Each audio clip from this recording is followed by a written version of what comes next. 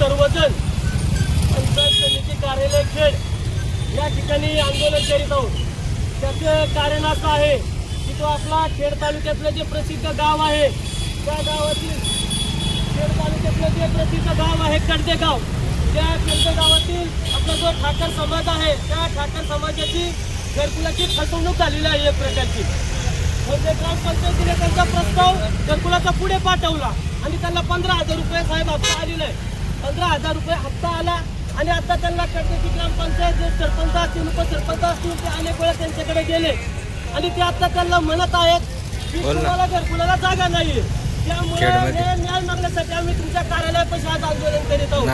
आमची एवढीच मागणी आहे की आमच्या अनेकांच्या बऱ्याच घरकुलाच्या समस्या आहेत या ठिकाणी.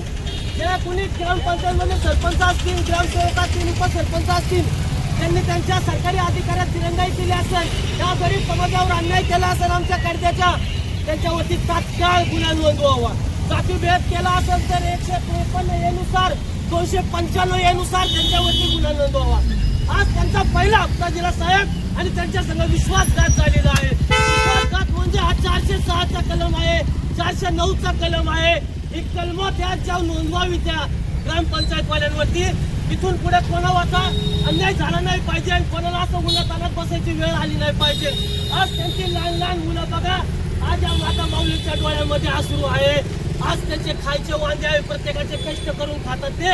आज त्यांची एवढी एवढीची घरं आहे. काहींचे जनावरांचे उकुंडे असतात ना, तेवढे सुद्धा साहेब त्यांची घरं नाही. आज त्यांना न्याय मागण्यासाठी आम्ही तुमच्याकडे आलोय. आज तुम्ही न्याय देसान अशी मी या ठिकाणी अपेक्षा व्यक्त करतो साहेब आणि एवढं बोलून थांबतो. आज व्हिडिओ साहेब या समाजाचा एवढा मोठा विषय आहे.